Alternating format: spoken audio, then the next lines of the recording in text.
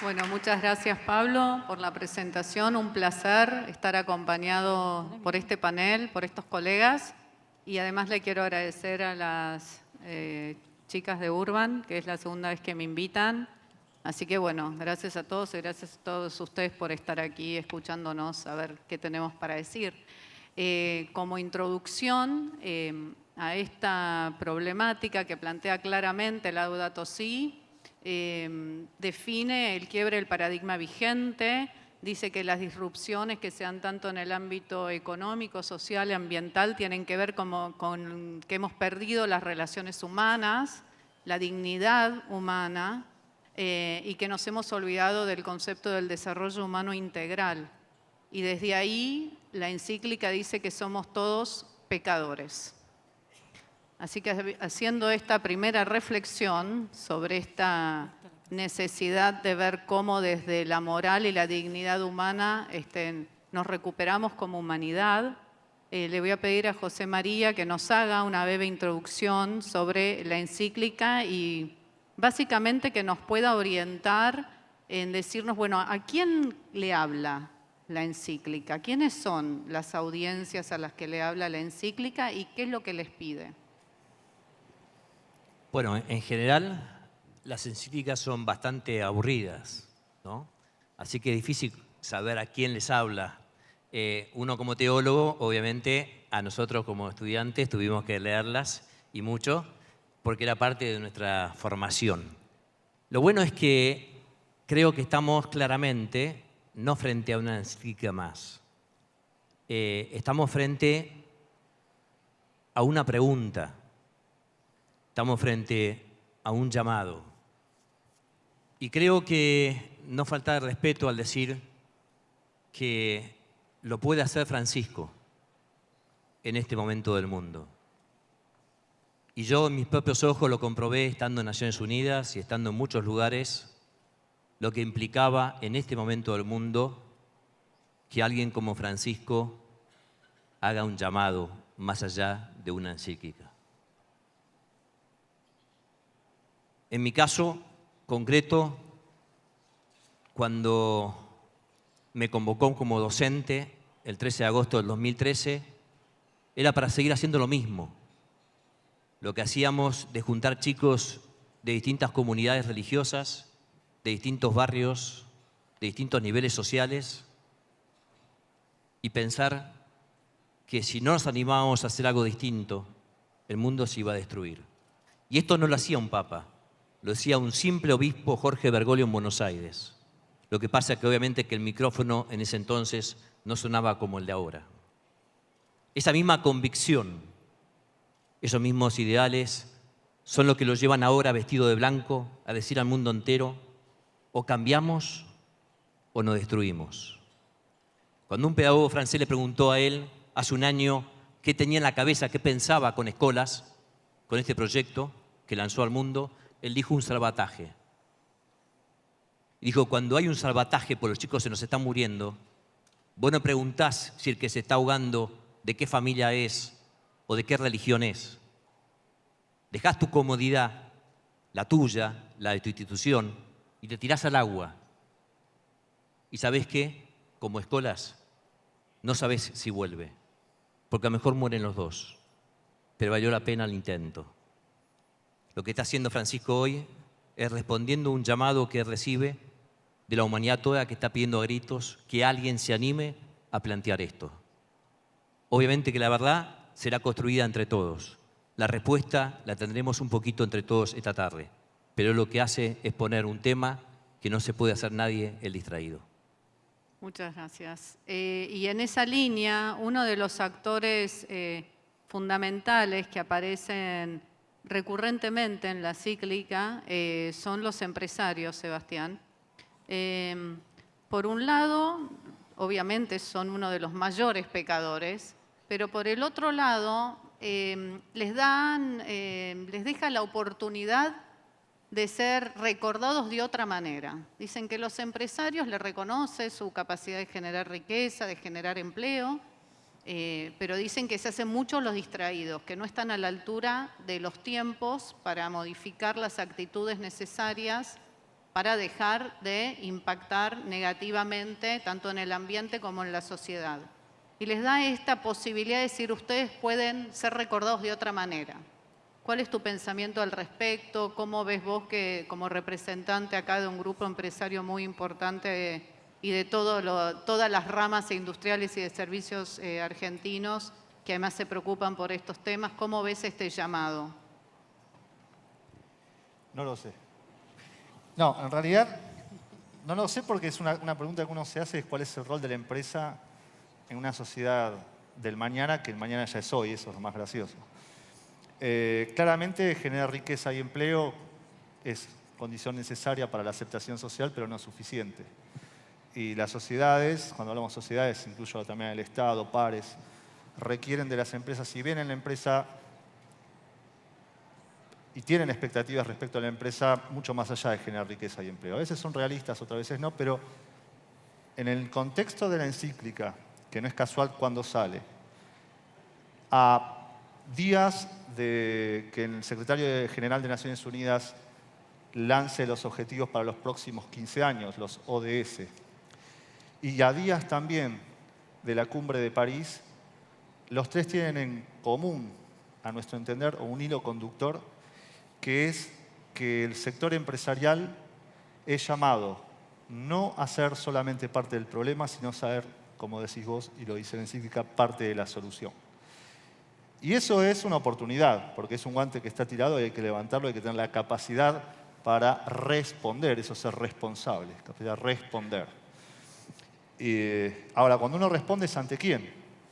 Tenemos un consumidor bulímico, para llamarlo de una manera, un estado presente donde no se lo imagina y ausente donde uno lo espera. Entonces ese diálogo se dificulta y creo que es ahí donde tenemos que trabajar, y la encíclica lo repite varias veces, que es en el diálogo y en la articulación, ¿sí? Que va más allá del diálogo. Es pensar en que hay objetivos que yo no los puedo lograr solo, vos tampoco, pero si nos juntamos seguramente sí. Y que en este caso estos objetivos no son objetivos individuales, ni siquiera son colectivos, ni siquiera son importantes. Y lo que hace esta encíclica, al menos para el mundo de los negocios, es subrayar un sentido de urgencia, que no lo estaba antes. Todo el mundo sabía que el cambio climático se acelera mucho más de lo que uno creía, que los 2 grados parecen no ser suficientes, pero el sentido de urgencia creo que es lo que hay que rescatar de esto y es lo que nosotros tenemos que replicar como líderes de opinión y líderes sectoriales hacia nuestras comunidades. Es esto es urgencia. Hace unos 10 años con María Eugenia, o 15, yo era muy chiquito, tenía 7 años, 8. Hablábamos de sustentabilidad y decíamos, bueno, la sustentabilidad tiene que ver con el largo plazo. Y todo lo que teníamos que ver, todos los foros internacionales eran del largo plazo.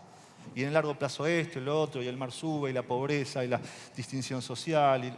Bueno, tanto pasó que llegó el largo plazo. ¿Sí? El mañana es hoy, llegó, y entonces hoy hablar de sustentabilidad no es hablar de futuro, es hablar del futuro de las decisiones que estamos tomando hoy. Gracias. Y siguiendo en esta línea, otro de los grandes pecadores, según la encíclica, son los políticos. La verdad que le da muy poco espacio a la política justamente por el corto plazo, ¿no? Dicen que como ellos están todo el tiempo buscando votos, que es muy difícil que entonces realmente tomen medidas de largo plazo, porque, digamos, no lo van a capitalizar o creen que no lo van a capitalizar. Sin embargo, hay un espacio muy interesante, y ahí va la pregunta para Alejandro, que se dedica a trabajar a nivel políticas internacionales y globales, tiene una mirada global, respecto de sí y algunas de las problemáticas más urgentes, como dijo Sebastián, de la seguridad alimentaria, la energía, el acceso a la energía, el acceso al agua potable, digamos, cosas que hacen hoy a la dignidad humana, a las necesidades básicas humanas, son plausibles de ser trabajadas en un espacio cooperativo, público, con una política consensuada de verdad, no un Kioto, ¿no? Digamos, que no fracase como modelo. No sé si eso, Alejandro, vos lo ves, si se está viendo, se está discutiendo en estos espacios en donde vos participás. Bueno, hola. ¿Funciona? Sí. Mira, a mí me da la sensación de que hay un límite a lo que podemos lograr instigados por el miedo. Yo creo que estamos en un momento histórico en donde los videos que vemos, las presentaciones que oímos, la sensación de crisis es muy palpable. Las inundaciones, las sequías, los impactos sobre diferentes industrias, el miedo al cambio climático. Y eso es real. Pero yo no creo que la respuesta política, en la escala en la que es necesaria, pueda surgir de una sensación de miedo. Tiene que surgir de una sensación de visión de posibilidad. Y lo que a mí me parece es que hoy por hoy, casi te diría en la comunicación política, el espacio de comunicación política todavía no ha entendido la tremenda oportunidad política que existe si líderes pueden tomar una visión de oportunidad y desarrollarla.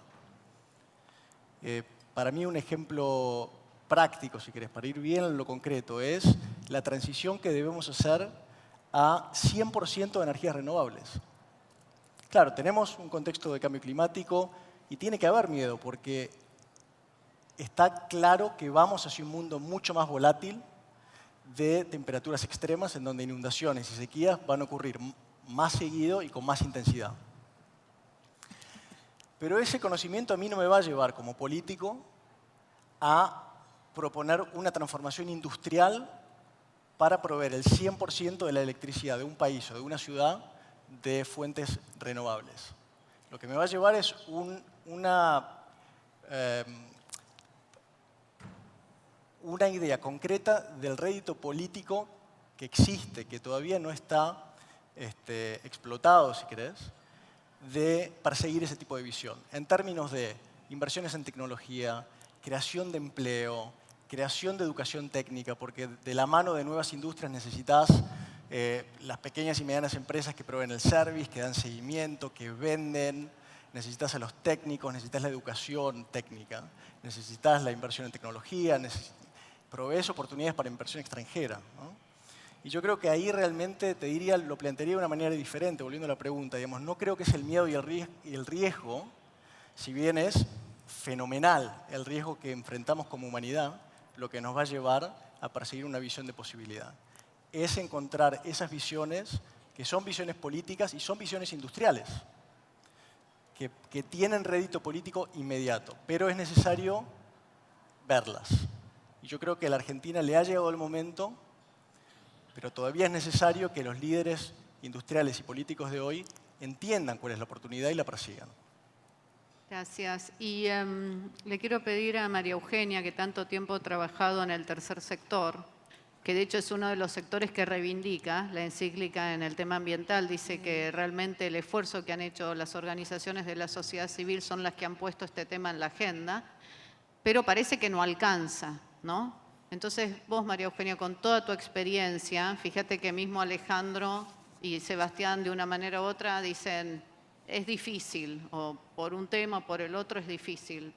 Digamos, vos con tu experiencia desde el tercer sector, ¿qué pensás que falta para que en realidad esto de verdad sea agenda pública, ¿no?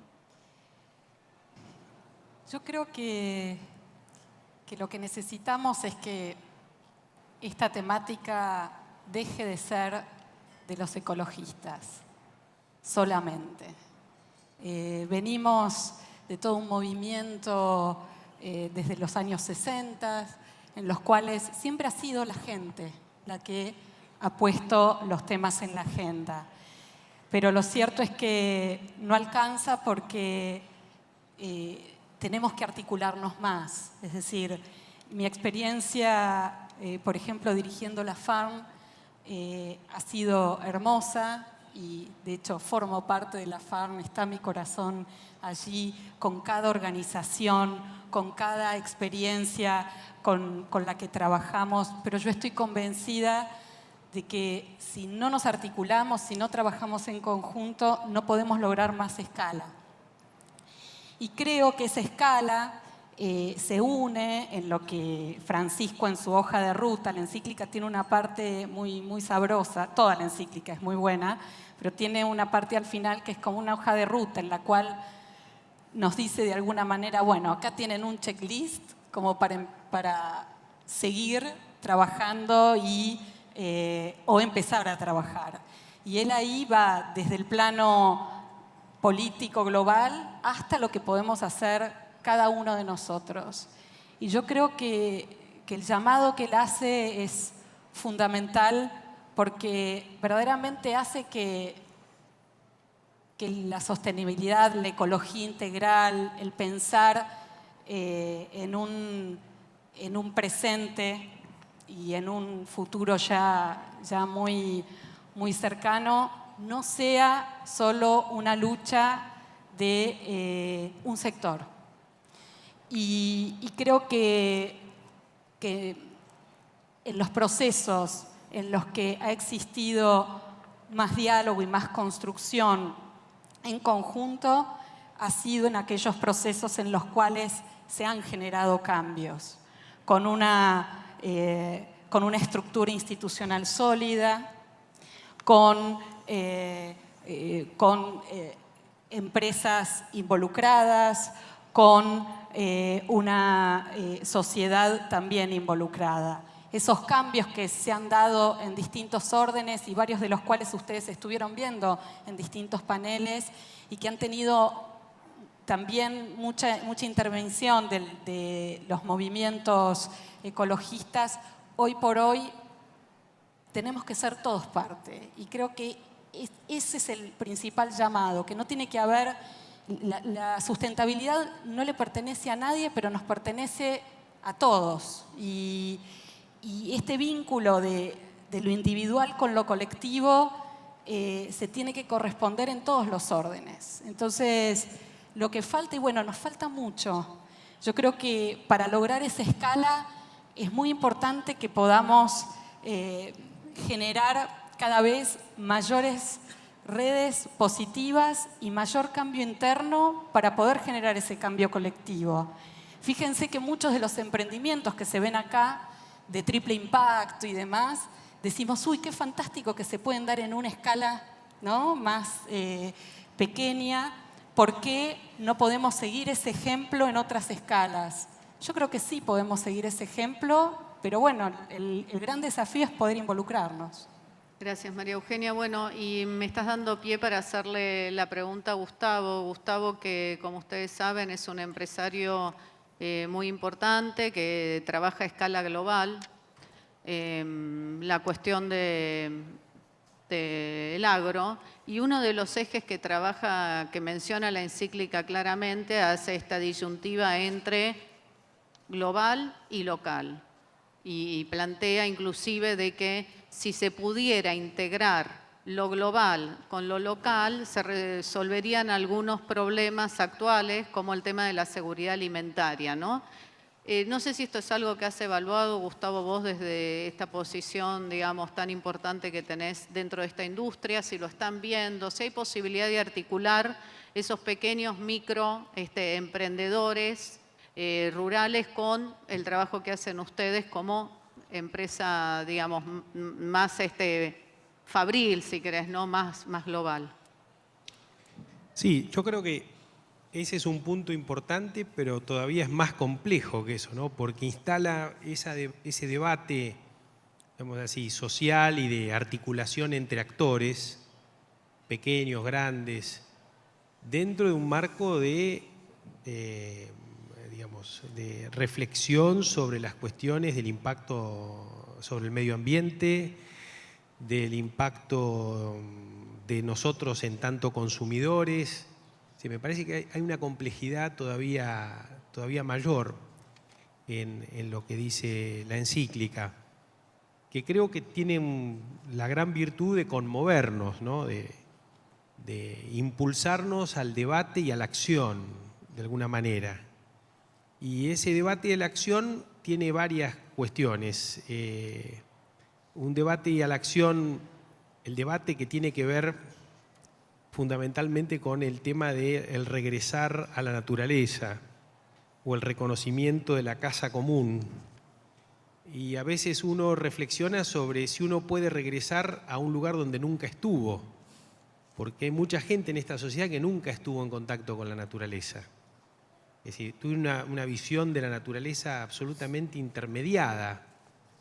Lo digo porque, digamos, yo estudié agronomía y viví 40 años de mi vida vinculado con las cosas cotidianas de lo que ocurre en el campo. Además, en la universidad mi especialización fue la conservación de suelos.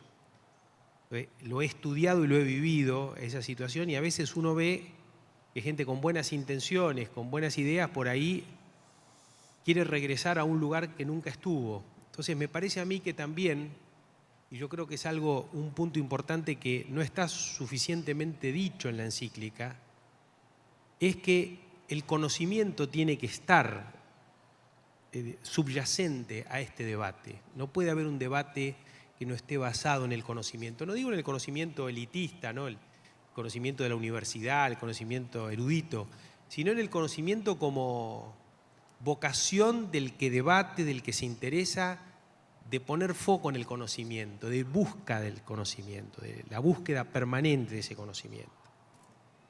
La otra cuestión, este es el tema del debate, el tema de la acción es cómo nos organizamos, porque no es solamente una cuestión de poner el tema, sino cómo pasamos a la acción, cómo pasamos a resolver estos problemas de seguridad alimentaria, la integración entre los grandes y los chicos, cómo somos jugadores globales, cómo se genera un sistema de gobierno global para atender los problemas que exceden los límites de los Estados-nación.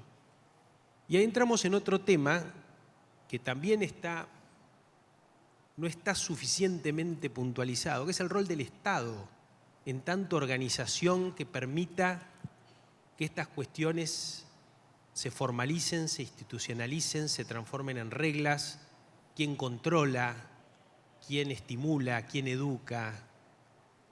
Un Estado como fruto de una construcción de todos, ¿no es cierto? No solamente un Estado construcción de los políticos.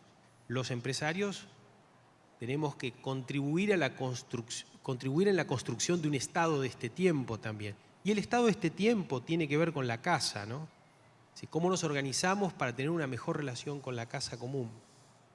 Entonces, me parece a mí que este debate entre la integración entre el grande y el chico, que, digamos, yo tengo un punto de vista sobre eso, o sea, la segmentación hoy de los actores no es entre grandes y chicos, sino entre los que se dan cuenta y los que no se dan cuenta.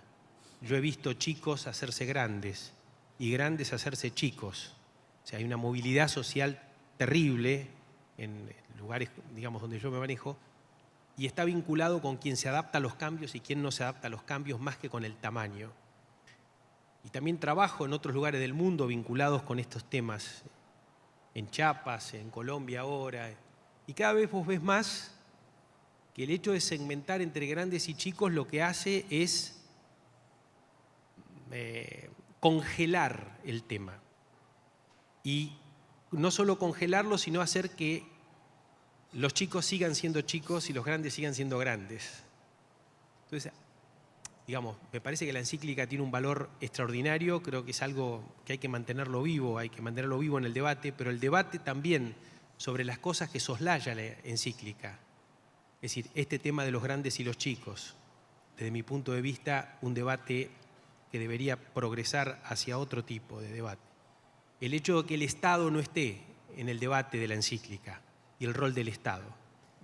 Y además, otro punto que para mí es importante, vos pusiste el punto sobre los empresarios y es un punto amplio, general, pero el hecho de no poder aprender de las cosas que hicimos, de las buenas y de las malas, también de alguna manera, o sea, yo sé que esto no es un tema de la encíclica, digamos, pero debería ser un tema que deba la encíclica motivar.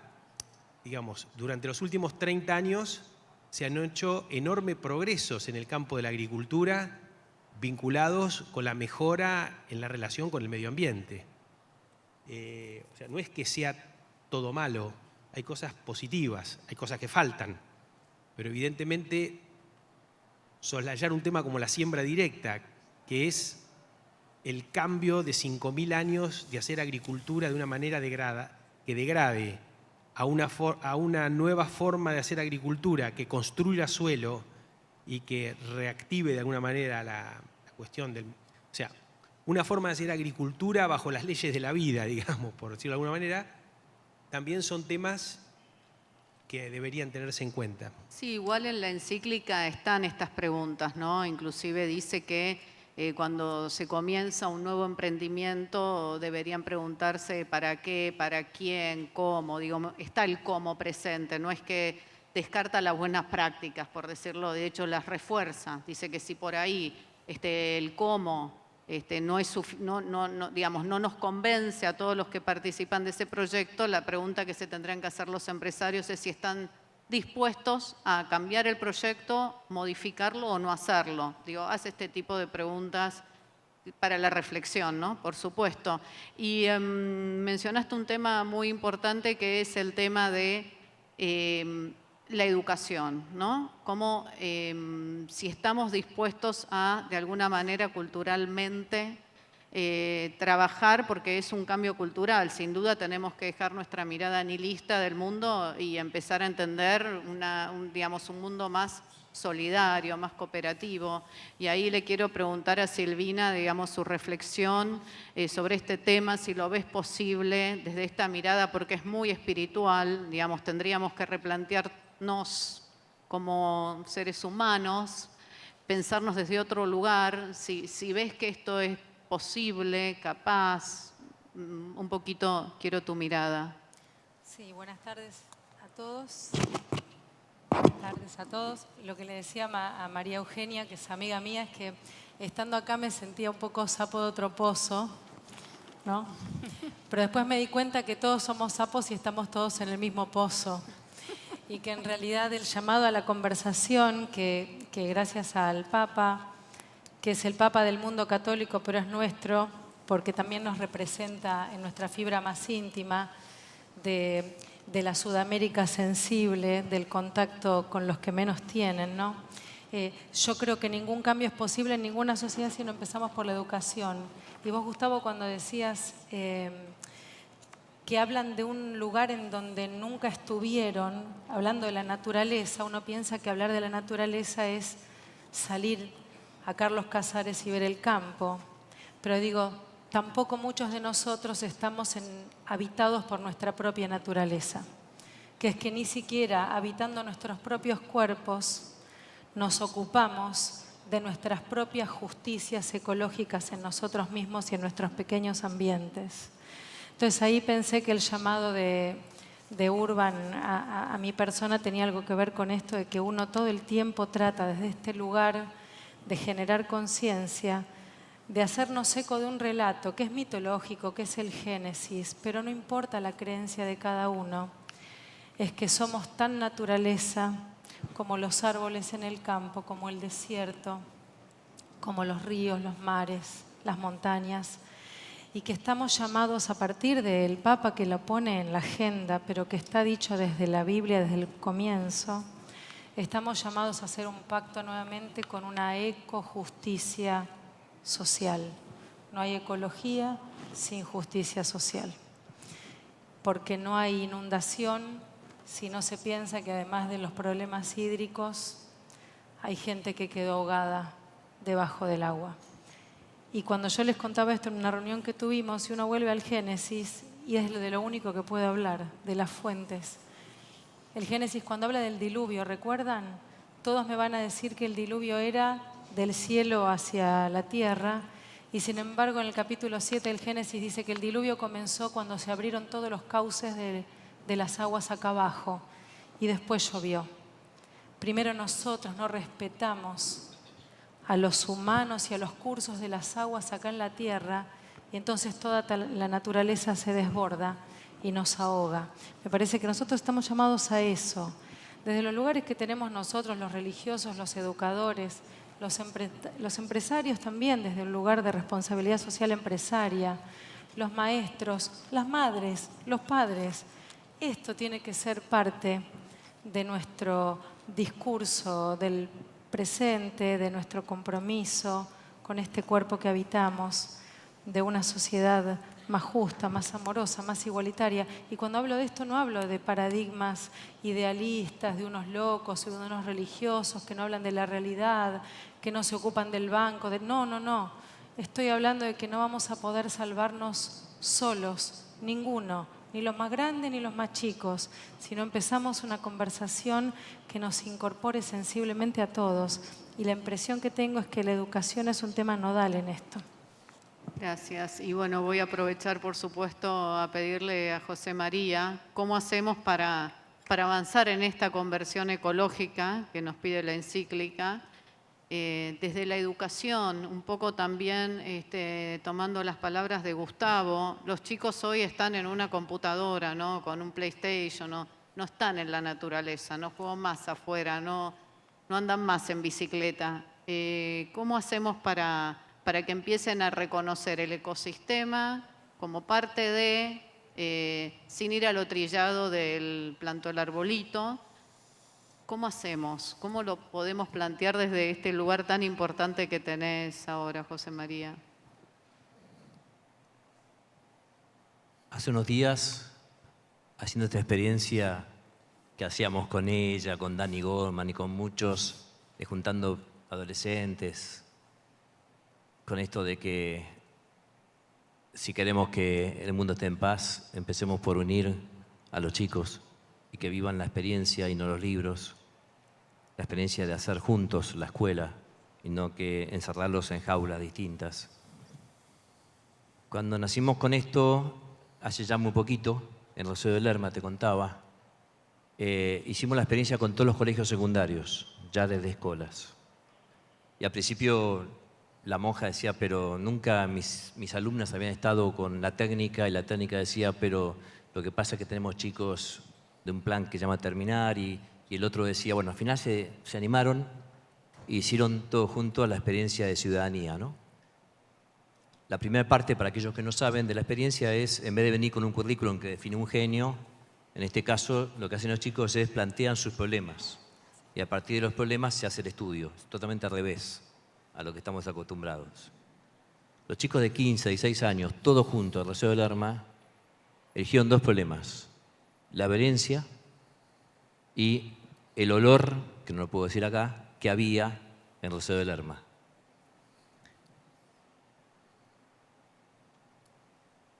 Y después viene la parte de la investigación. No es casual que había una curtiembre cerca y empezó a sonar el teléfono. Imagínense que el Papa manda una experiencia a nivel mundial en Rosario de Lerma. El intendente, que ya no está más, pobre, me llamó por teléfono. Y después en la provincia, etcétera, etcétera. Los chicos, y en esto quiero ser claro, nacen con Laudato Si. Si lo traen de fábrica, no necesitan leerlo. Si lo tienen ya en su disco. Yo soy un defensor y voy a morir defendiendo la causa. Miremos a nuestros adolescentes si queremos saber de ecología. Escuchémoslos. Nacen con una preocupación concreta, pero no allá. No dicen que es un tema de... Porque vos decís el agua, yo pensaba, y el agua a mí no me llega. ¿No? Uno siempre siente, bueno, le llega al que está ahí, al ladito de... Generalmente, como dice el Papa, muchas veces es el más indefenso, el más pobre, al que más le toca. Los chicos no. Los chicos no importa de qué nivel sean. Lo sienten como propio, como la causa generacional de ellos. Por eso, si me preguntás qué hacemos, yo primero juntaría a los grandes jóvenes en el planeta, en el mundo, que están interesados. Los juntaría a ellos. Es más, asumo acá el desafío de hacerlo, ¿eh? Sabés que a mí me encantan los desafíos. Vivo de eso. Y le ponemos fecha, si querés. Si juntemos a los adolescentes más importantes del mundo y se lo decimos al Papa en noviembre, decimos, acá están. Tanto de Latinoamérica, tantos de África, tantos de... Y atrás de ellos, que no se asuste la palabra, atrás de ellos organicémonos nosotros. Los políticos, los empresarios, las ONGs, ayudémoslos a ellos a que lleven adelante esta revolución que pide hoy el mundo. Yo creo que ellos la pueden dar desde esa naturalidad, desde esa no discriminación, desde esa espontaneidad, desde ese compromiso pasional. Y nosotros, como adultos, juguemos a ser adultos. Acompañemos a ellos en armar esta red. Creo que si les llevamos eso el 19 de noviembre al Papa Francisco, habremos cumplido una linda misión. Brillante. Muchas gracias. Ojalá. Se merece un aplauso desde ya. Y además, siempre uno de los temas que siempre he trabajado es la educación ambiental, para los que me conocen, y siempre yo decía que los catalizadores de los hogares de los mayores son los chicos. No es lo mismo cuando un adulto te dice no tires el papelito que si te lo dice tu hijo, tu sobrino, te da una vergüenza terrible y no lo tiras nunca más. Digo, esto que parece tan obvio es real y comparto que los chicos vienen seteados diferentes, tienen una sensibilidad no solamente ambiental, sino de justicia social muy, muy fuerte, y comparto que tenemos que aprovechar eso antes de que lleguen a nuestra edad y ya seamos tan egoístas que no nos importa el otro, ¿no? Porque esto tiene que ver con el otro. Y le quiero pedir a María Eugenia una reflexión sobre una frase que estuvimos hablando el otro día en una reunión previa, que es: lo que no está cerca no duele, ¿no? Lo que no vemos no nos duele, y por eso un poco vos lo dijiste al pasar. Bueno, el agua no me importa porque yo abro la canilla acá en Ciudad de Buenos Aires y el agua sale, entonces no es tema, pero es tema. Entonces, María Eugenia, que ha trabajado mucho estos temas, me gustaría que hagas una reflexión. Sí, yo creo que de alguna manera esta cercanía del ambiente, de lo social, porque la encíclica junta dos temas que inevitablemente se juntan, tiene que ver con el poder ponernos en lugar del otro. Y por eso es que toda la propuesta que se plantea es desde las comunidades originarias, a las cuales hasta el mismo Papa pidió perdón en la visita a Latinoamérica, hasta los más pobres, los más vulnerables, los que viven en realidades también adversas, hasta sin ningún contacto con la naturaleza, porque él se dedica especialmente a esta referencia.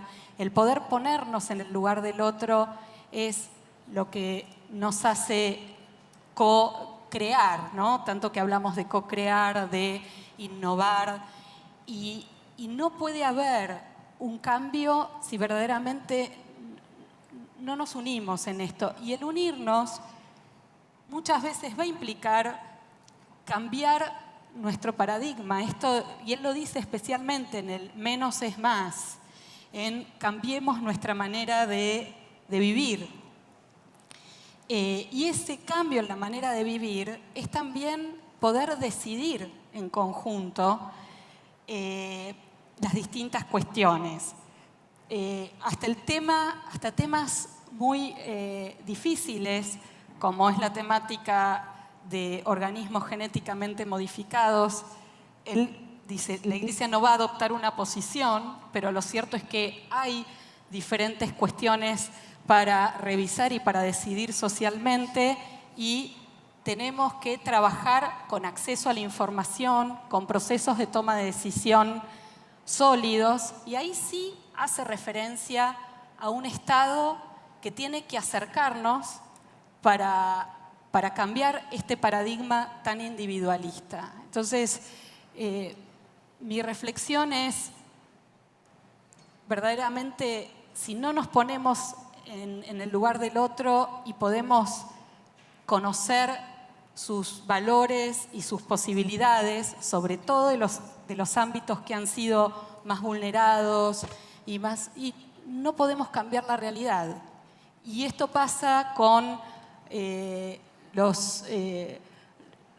por ejemplo, los pueblos originarios en cuanto a sus conocimientos tradicionales, aquellos ámbitos de la sociedad que no han sido escuchados e incluye también a los ámbitos más poderosos, porque si no trabajamos en conjunto, no vamos a lograr una visión integral y una realidad integral, y vamos a seguir desmembrados, ¿no? Por un lado la economía, por otro lado la tecnología y por otro lado la humanidad. Entonces, esa reflexión creo que es verdad. Lo que no acercamos no duele, no puede cambiar, y creo que para todos ustedes que están acá hay un gran desafío, porque ustedes tienen la posibilidad de acercar y de no desmembrar lo que es el consumo, lo que es la empresa, de lo que es el amor,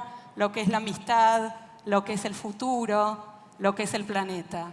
El desafío es acercar para que duela y que deje de doler, ¿no? Gracias, María Eugenia. Y en esto de acercar, uno de los grandes desafíos que tenemos o dilemas es cómo acercamos el precio al valor.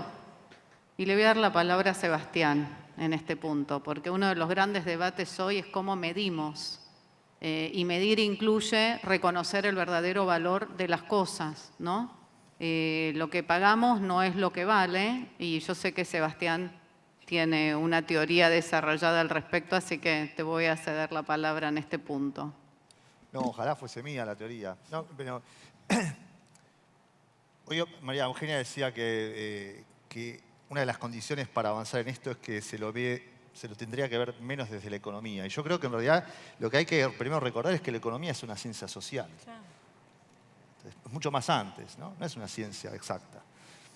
Y en economía hay una diferencia muy grande entre lo que es valor y precio. Cuando algo muy valioso porque me produce satisfacción a mí o en lo colectivo tiene un precio que no se corresponde, estamos en un problema. Sobre todo cuando el precio es más bajo. Porque el mercado, guste o no, funciona.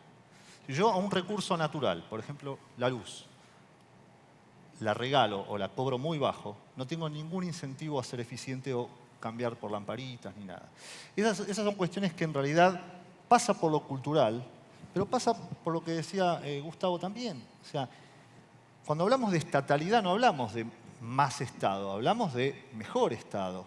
Un Estado en donde la cosa pública tampoco sea monopolio de un gobierno, la cosa pública sea también parte del empresariado y de la ciudadanía. Entonces, tenemos que empezar a romper ese paradigma de que creemos que Estado y gobierno son sinónimos, entender que somos parte de un Estado y empezar a influir, porque el que va a generar las reglas de juego para decir si un valor y un precio deben acercarse, cuál es la zanahoria, dónde está el garrote, es el Estado. El único que genera escala, cambios de escala, es cuando está el Estado. No el Estado solo, el Estado con sus actores. El sector privado solo puede ser ejemplificador, puede tener un caso replicable, la sociedad civil puede tener el rumbo para enseñar, pero el que genera escala sin duda es cuando se articula con el Estado. Si no, estamos fritos. Y en esto justamente, y hablo de Estado y no de gobierno, porque tenemos que tomar un poquito más de conciencia de la cosa pública. ¿Sí? La participación en política pública no es, lo saben muy bien las ONGs, no es soberanía solamente del Estado ni de los gobiernos, debe ser de todos. Y hay en eso como falta de conciencia y hasta de, ni siquiera es sexy para los chicos decir, metete en política pública. Y eso es lo que a mí me preocupa. Entonces, ¿cómo salimos de este egosistema para ir a un ecosistema? ¿Sí? A través de un cambio cultural, pero también de condiciones del entorno, fiscales, económicas, legales, culturales, como para que la buena práctica sea recompensada y la mala práctica sea altamente penada.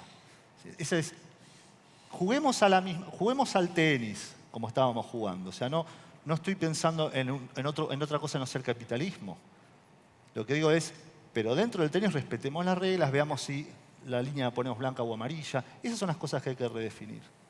Sí, igual me parece, Sebastián, que hay que cambiar el volumen del juego, porque hasta ahora jugábamos al tenis de una manera muy primitiva, ¿no? En donde yo ponía un precio que en general no era el valor y la gente compraba. Y si podía comprar mucho, mejor. Y creo que uno de los grandes desafíos que tenemos es empezar a pensar en términos de no de escasez, que es lo que dice la teoría clásica económica. Siempre te enseñan que los recursos son escasos y los recursos no son escasos, los recursos son finitos. Hay lo que hay, no hay más, no hay stock. No es que hay un stock que es de alguien, porque siempre si hay stock, alguien cree que es de él. Entonces, acá va mi pregunta a Alejandro, que trabaja estos temas, es cómo redefinimos las métricas. ¿Cuál va a ser la métrica que te va a poder redefinir lo que es el desarrollo? Pensando en un desarrollo humano integral, ¿no? Saliendo un poquito del paradigma de que el crecimiento infinito es posible. El crecimiento infinito no es posible, sin embargo, hoy es la medición, digamos, generalizada de cualquier mercado de capitales, de cualquier empresa, de cualquier inversión que uno haga. Bueno, mira, por ahí va en parte a eso, pero no me quiero quedar en la cosa de la métrica porque se torna una discusión muy técnica, ¿no? A mí me parece que por ahí, también tratando de cambiar ahora el tono un segundo de la conversación, hablamos mucho de complejidad, hablamos mucho de alguna manera una angustia de lo complejo que es todo. Yo creo que en realidad el cambio es mucho más simple de lo que pensamos, ¿no? Y déjame darte un ejemplo que va un poco al tema de las métricas. Hace poco la Iglesia de Inglaterra, que tiene un fondo de inversión de más o menos 6.000 millones de libras, tomó la decisión en el plano de la gobernabilidad de ese fondo de adoptar una política de desinversión en compañías que son intensivas de carbón. 6.000 millones de dólares, de libras, perdón, es más en dólares, que es un capital global que se pone al trabajo de una ética. ¿Sí? Yo creo que esta es la conversación que nosotros tenemos que tener. Sí, eso implica una métrica, pero me parece que hay una decisión estratégica que está basada en una asignación de valor. Entonces yo lo que pienso es, estamos teniendo esta discusión aquí, hay una implicación muy concreta que es, ¿qué ocurre con la institucionalidad de la Iglesia en términos de cómo la Iglesia maneja e invierte sus activos, en la Argentina, por ejemplo, ya sea en términos de real estate y la cantidad de iglesias, de terrenos, etcétera, o también de fondos financieros, que necesita que necesita alinearse con todo lo que estamos hablando. Y alinearse quiere decir que de repente ponen a trabajar fondos millonarios que están enfocados en crear las transiciones a la sustentabilidad que necesitamos. Ya sabemos lo que tenemos que hacer, ya sabemos cuáles son los modelos sostenibles, ya sabemos cuáles son las tecnologías, falta capital, y el capital existe, y yo creo que hay una oportunidad de corto, inmediato plazo, que es, hay ciertos, espacios de capital y de inversión que pueden fácilmente, o por lo menos pueden activarse en torno a este llamado, que es un llamado que tiene que ver con la ética, la espiritualidad, pero que tiene que tener una parte concreta. Y me parece que no es solamente una cuestión que tiene que ver con la Iglesia Católica, tiene que ver con la religión del judaísmo, tiene que ver no solamente con fondos institucionales, pero también fondos de personas y organizaciones que están personalmente muy vinculadas a las religiones, judías, católicas, cristianas, evangelistas, etcétera, etcétera. Y yo creo que esta es la manera en la que podemos hoy bajar esta discusión, que es muy importante, muy profunda, muy espiritual, pero que tiene que poder tener, digamos, una manifestación inmediata en decisiones de alocación de capital de gran escala. Y esa discusión está ocurriendo globalmente en Inglaterra, está ocurriendo con la Iglesia Episcopal en Estados Unidos, está ocurriendo con universidades americanas de un fuerte contenido católico, que empiezan a mirar el gran movimiento del divestment, básicamente, que es los activos billonarios que tenés que desinvertirlos en grandes compañías de carbón. Ahora, tiene que haber otro movimiento que es a dónde invertirlo el dinero, ¿verdad? Sí, y yo creo que en la Argentina de hoy hay una oportunidad. ¿Qué rendimiento le pedís? Porque, digamos, una cosa es en dónde invierto y otra cosa es, porque acá uno de los problemas que creo que está arriba de la mesa y que, digamos, es compleja la respuesta es si los empresarios, y ahora le voy a dar la palabra a Sebastián que me pidió, están dispuestos a una renta menor, a distribuir esa riqueza. Eso yo creo que todavía estamos muy lejos, más allá de que uno pueda decir, bueno, no invierto en esta industria, invierto en otra, que está genial, está buenísimo, es un avance, pero creo que todavía es un avance muy chiquitito respecto de la realidad de la finitud. Creo que tenemos que entender el tema de la finitud, si bien es muy complejo desde el punto de vista de la mirada humana, es real.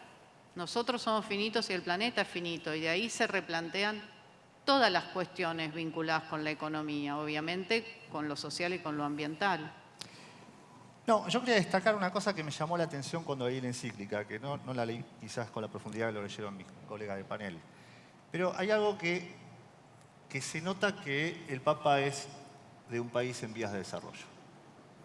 Y se nota cuando justamente ante iniciativas como la que Alejandro propone, que son iniciativas de cabeza global y de países desarrollados, acá pueden generar un impacto altísimo y negativo. Y habla digamos, del balance entre lo ambiental, pero también lo social y lo económico. Y lo dice muy expreso, y sobre todo países en vías de desarrollo, como los nuestros.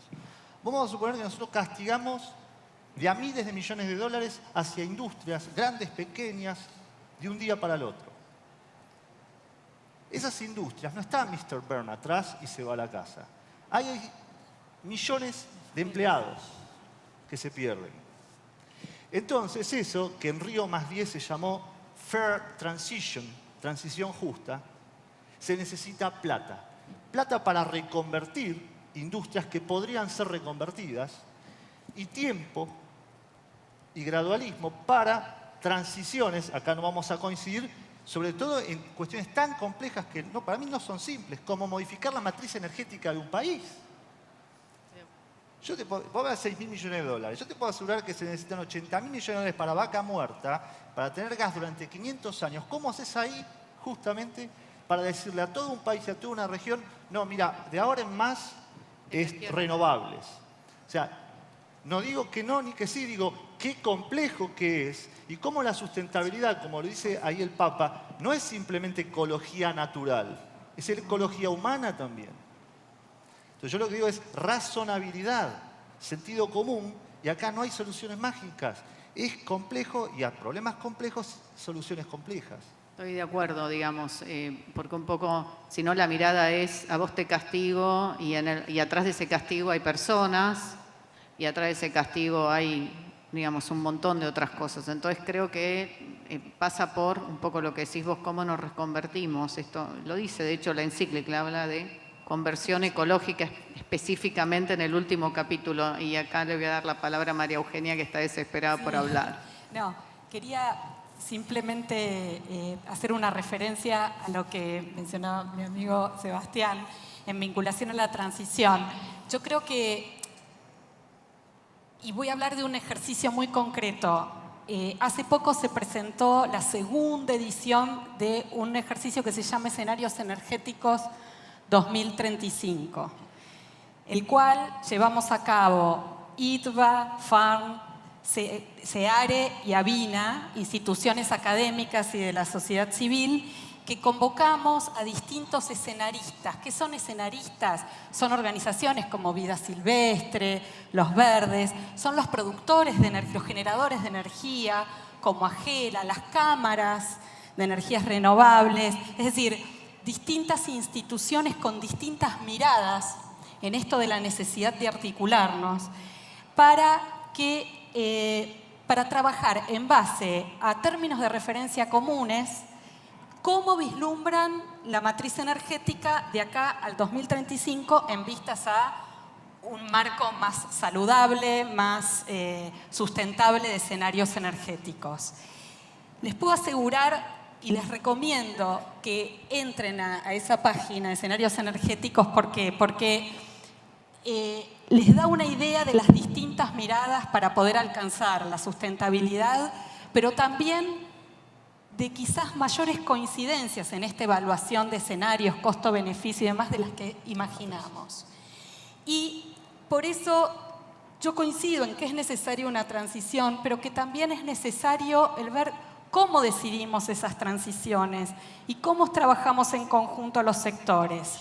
Y por eso quiero comentar esta experiencia porque me parece que mediante un diálogo participativo, sólido, diverso, es como podemos cambiar la realidad. No es que, y esa es la complejidad y también la gracia que tenemos frente a esta problemática que nos ofrece hoy una crisis terrible global. Entonces, simplemente eso, dar un ejemplo de diálogo constructivo bien diverso, de instituciones muy distintas, pero que demuestra que las cosas se pueden decidir de otra manera, ¿no?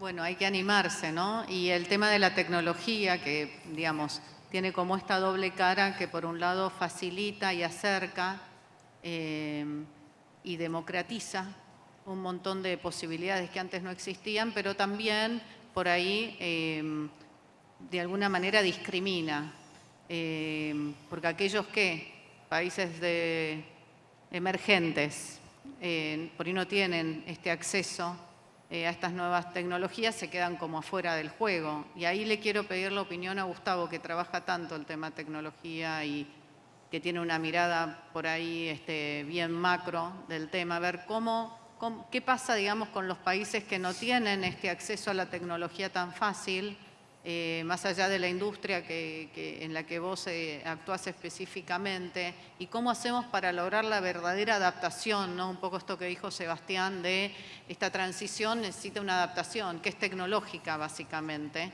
Y después viene el otro miedo, que está ahora en todos los debates, de que los robots van a reemplazar el trabajo humano. Digamos, ¿cuál es tu mirada? ¿Cómo lo ves? Sí, yo con el tiempo pienso cada vez menos que el problema de la tecnología debe verse aislado de otras cosas. Y te voy a dar un ejemplo. Nosotros hoy tenemos un espacio casi de la sociedad civil, porque en la sociedad civil se discuten estas cuestiones. Estamos discutiendo esto, la encíclica, ideas y demás. Ayer estaba en una reunión con políticos que estaban viendo cómo ganar la próxima elección. Antes de ayer estaba en mi empresa con otros empresarios que estábamos discutiendo cómo llegar a pagar los sueldos del mes que viene. Y si vas a un laboratorio de ciencia, están discutiendo el impacto de la vida artificial. Para que te des una idea, pone esta idea de que desde el año pasado hay vida artificial. Hablar de transgénicos es algo medieval, algo antiguo, porque se va a poder construir vida desde la no vida. Vamos a poder diseñar plantas como diseñamos un auto, un objeto. Con lo cual, entonces son mundos que tienen racionalidades diferentes, propósitos diferentes, están desarticulados. Entonces, dentro de esa desarticulación, hablar del flujo de la tecnología, digamos, no parece el problema. O sea, yo creo que la tecnología se mueve, la tecnología se puede adquirir, la tecnología fluye. Lo que no fluye es la cultura, es lo que vos tenés que estar preparado para darle un uso y un propósito a la tecnología. Y eso es mucho más importante sobre quién es el propietario de la tecnología o quién la controla. En el fondo, cada vez más la tecnología es algo que se difunde, digamos, ¿no? Entonces, a mí me preocupa más que la tecnología y cómo se mueve la tecnología, es cómo nos preparamos para la nueva revolución tecnológica. Cómo nos preparamos como sociedad, cómo nos organizamos, qué tipo de empresas vamos a tener, quiénes van a ser los grupos de interés de esas empresas. Van a ser los accionistas, van a ser los proveedores, los clientes, los talentos. El Estado nuevamente. Y pongo foco en el Estado porque nosotros somos una sociedad que queremos Estado. Y si queremos Estado, el foco de la discusión no es Estado sí o Estado no, es la calidad del Estado. No importa si es grande o es chico. Porque el Estado puede condenarnos al atraso, nos puede retrasar.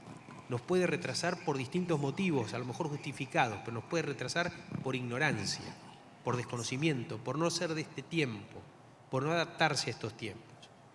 Entonces, a mí me parece que el debate hoy es cómo creamos organizaciones de este tiempo que se adaptan a los cambios, que prefieren aprender a tener razón, que buscan la forma de integrarse a los flujos globales del conocimiento, a los flujos de capital, a los flujos de las ideas. Me parece que ese es el debate. La tecnología fluye, se compra, se vende, se copia, se plagia. Entonces, bueno, no es un problema de tecnología, sino es un problema de humanidad. Volvemos a la primera pregunta. Bueno, ¿y cómo hacemos para estar preparados, no? Walt Disney, cuando inauguró Magic Kingdom hace 60 años, dijo una frase que hoy es más válida que nunca, que él podía crear el mundo más maravilloso, Magic Kingdom, pero que si no había personas en él, no servía para nada. Sí, y fíjate que, vuelvo, perdón que sea medio obsesivo, ¿no? Francisco, el 5 de febrero, inauguró y lanzó Scholar Labs, un laboratorio. Y hay 1.100 proyectos sobre medio ambiente donde están participando 400.000 escuelas públicas y privadas de los 5 continentes. Acuérdense que hace 2 años Messi y Buffon subían a las 2 primeras escuelas del mundo. Hoy hay 400.000 escuelas y en Scholar Labs 1.100 proyectos compartidos de medio ambiente que están esperando ser financiados, que están esperando ser acompañados por parte de los que dicen interesarle tanto estos temas. Los chicos están en este momento ofreciendo propuestas concretas a partir de las problemáticas que tienen y sufren ellos, cada uno en su lugar. Cuando el Papa lo inauguró, de hecho, acuérdense, se comunicó, le pusimos chicos discapacitados de diferentes partes del mundo. Estaba Rosa, una chiquita ciega, sordomudos, y el Papa se comunicó online y muchos decían, no, es un peligro, pero lo vas a dejar pagando al Papa, para ser claro. Y pudimos ver cómo la tecnología generaba encuentro. Y hicimos un hangout con Google, ¿sí? Con una marca y el Papa, porque tengo miedo al buen uso de las marcas, ya que estamos en este ambiente. El problema es lo que lo usan mal al Papa, no lo que lo usan bien, como él dice. Entonces, la tecnología bien usada genera puentes, como dice el Papa. Cuando pudimos poner las primeras aulas de Mozambique, con la NAC que se exportó desde Argentina, lo primero que dijeron los chicos al Papa fue gracias porque somos parte de este mundo. Y a mí se me venía la imagen de la casa de Gran Hermano, de la otra casa,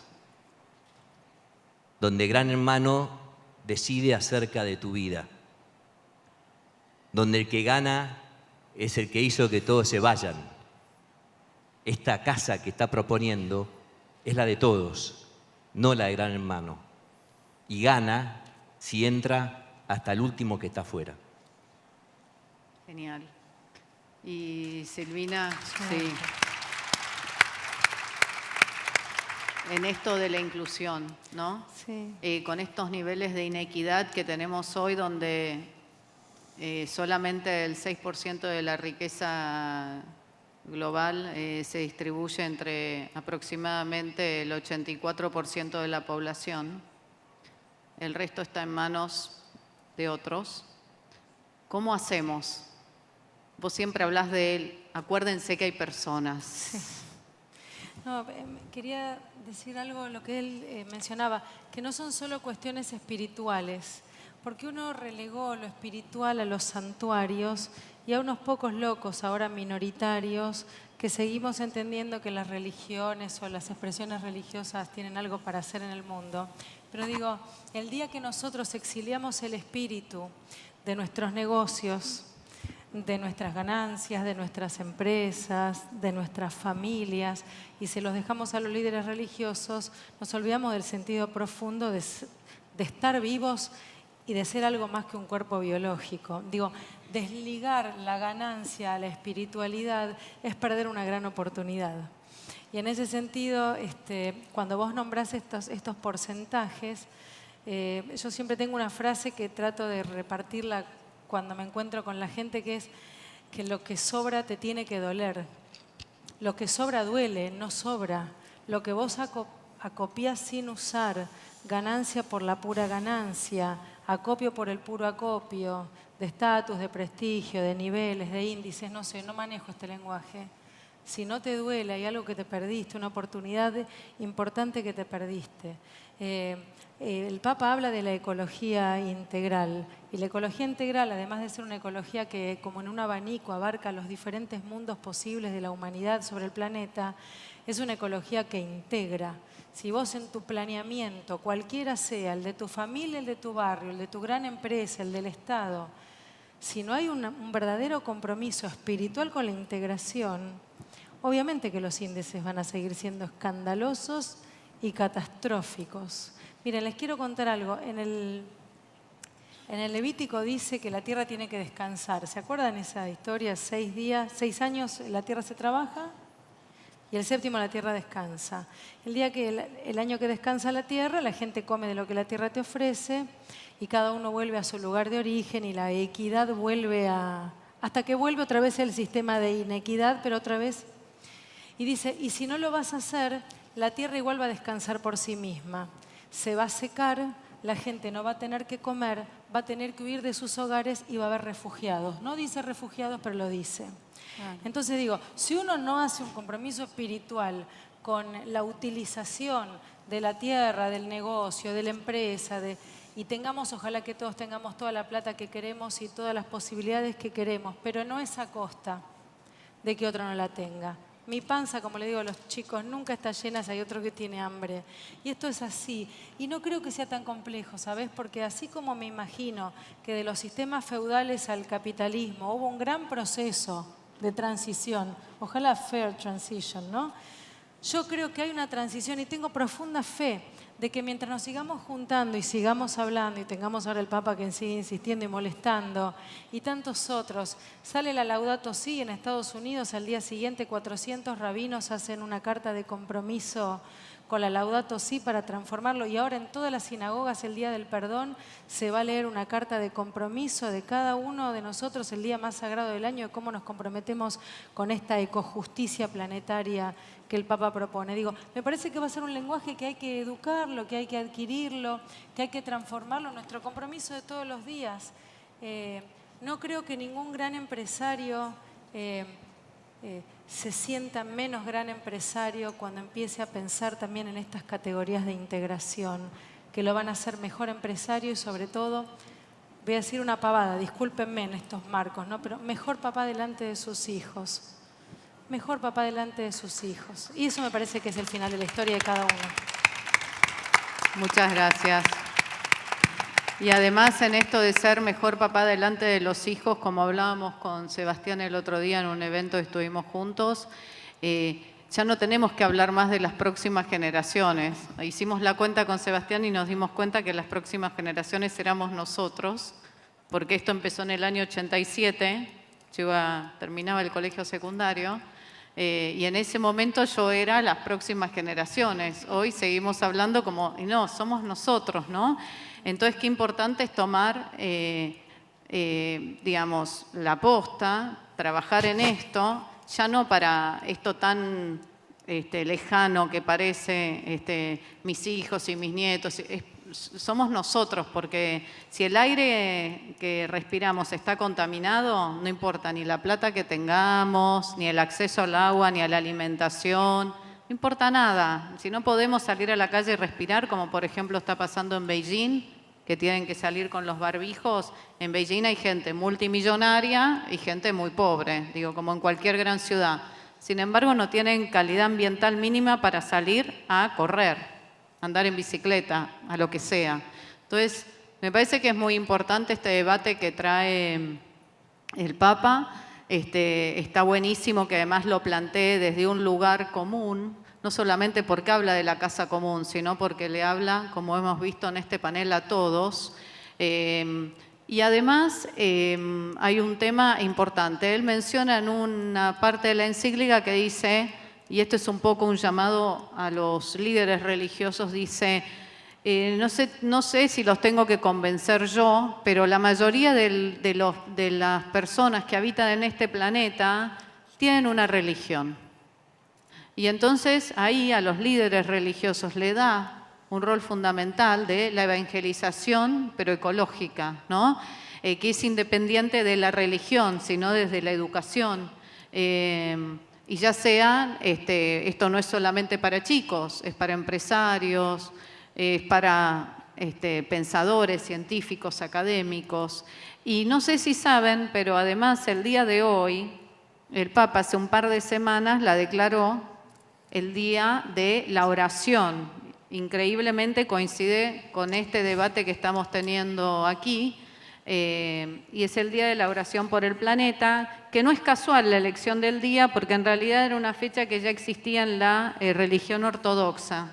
La tomó con esa, según dicen, con ese objetivo de ser algo, digamos, en este compromiso de lo ecuménico, de que no importa de qué religión seamos, sino que todos estamos llamados a trabajar por el planeta, porque por ahora este es el único lugar donde tenemos para vivir, si bien hay un montón de experimentos para ir a Marte, y hoy leí o ayer no me acuerdo que estaban congelando gente para ver si aguantaban estar congelados un año, no sé, todo esto está genial, la tecnología está genial, los avances tecnológicos, pero bueno, la realidad es que esta es hoy nuestra única casa, que todos somos responsables y que todos tenemos que ser solidarios. Entonces le voy a pedir, si me permitís, Silvina, dado que el Papa hoy nos pide una oración por el planeta, a que nos lleves en este espacio de reflexión y de meditación por el planeta. Con mucho respeto y agradecimiento por este pedido y respeto por todos aquellos que profesan religión y aquellos que no, pero estamos todos acá con un mismo objetivo, que es encontrarle sentido a por qué nacimos y por qué transitamos nuestra vida en el planeta. Solo quiero contarles algo chiquito. El día 4 de octubre de este año, en el calendario hebreo, es un día que uno tiene una fuerte ligación con la naturaleza, toma unas ramas en la mano, unas especias que representan como la vida natural, ¿no? Y las agita pidiendo bendición al cielo, y las agita al norte, al sur, al este, al oeste, arriba y abajo y hacia adentro de uno, porque si uno no hace un compromiso con uno, la bendición del planeta no surge, no aparece. Ese mismo día 4 es el día de San Francisco de Asís, que es el patrono de la ecología, del cual además el Papa saca el nombre de la encíclica Laudato Si, ¿no? Alabado seas, ¿no? Por eso digo en alguna, si es coincidencia o no, no importa, pero digo todos, desde cada uno de sus perspectivas, que nos sintamos unidos. Y ahora sí, tomando todo lo que dijimos todos, quiero convocarnos a un momento de oración, de reflexión. Llámenlo como se sientan cómodos y felices, porque hacia ahí vamos todos juntos, cada uno con su lenguaje, pero todos hacia el mismo horizonte, y poder pedir ser receptores, dignos receptores de este llamado, de un llamado que nos invita a una conversación en el lenguaje de cada uno, en el lugar de cada uno, pero entre todos, por una ecología integral que no deje a nadie afuera, que integre a los que más los necesitan y que nos haga a cada uno de nosotros ponernos en el lugar del otro. Que podamos animarnos a comprometernos, a estar a la altura de los tiempos, que cada uno llegue lo alto que quiera, sin necesitar que para ello otro quede allí abajo. Que nadie se salve solo, que la visión le gane al miedo, que la urgencia se traduzca en oportunidad y la ganancia se traduzca en valor. Pedimos y nos comprometemos por una ecojusticia social, que es ni más ni menos que un llamado al amor. Un amor al prójimo, a los hijos, a tu vecino, a tu país, a tu tierra. Pedimos por un tiempo de integrarnos y aprender de cada uno, a tener sin quitar, a una belleza que no sea vanidad y a no perder la esperanza, que es la manera de no desesperar, con fe, que no es ni más ni menos que la confianza en lo que podemos hacer y en la presencia del otro en cada uno de nosotros.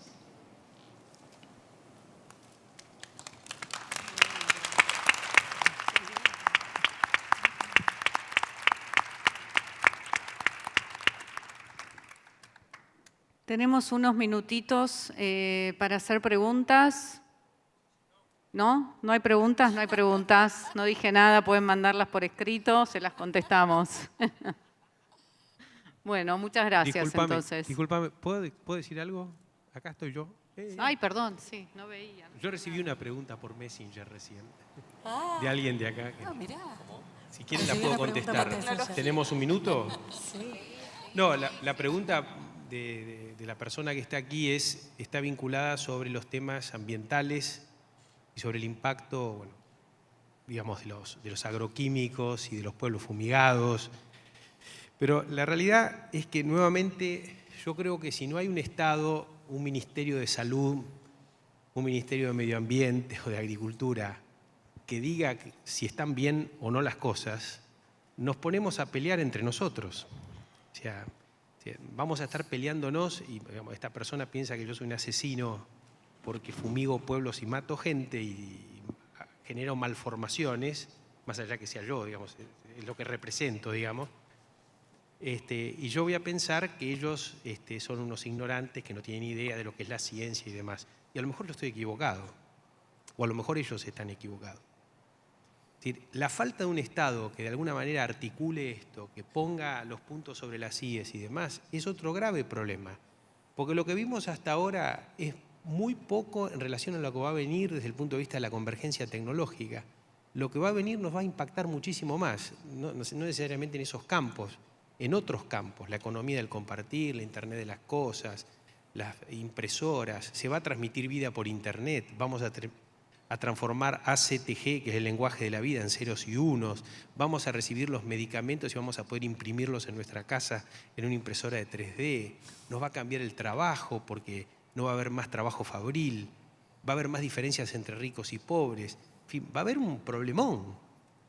Si no hay una construcción colectiva que de alguna manera articule estos vínculos y las relaciones entre las personas, y yo creo que esa es una gran lucha que tenemos que dar desde la sociedad civil, desde las empresas, desde los políticos, que es crear una forma de organización que nos integre, que nos incluya y que de alguna manera genere inclusión, que genere la participación, la igualdad de oportunidades. Si no, esto va a ser un proceso mucho más doloroso que en la anterior revolución industrial.